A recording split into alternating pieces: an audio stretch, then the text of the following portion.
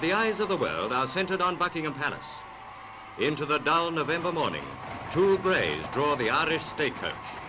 Inside, Her Royal Highness Princess Elizabeth and her father.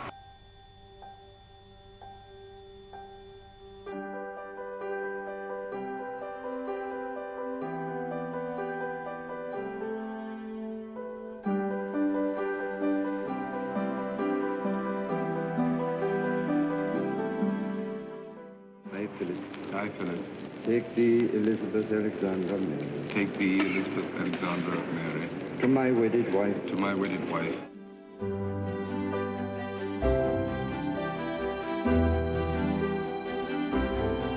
Outside the palace, 100,000 people surged forward in a solid mass.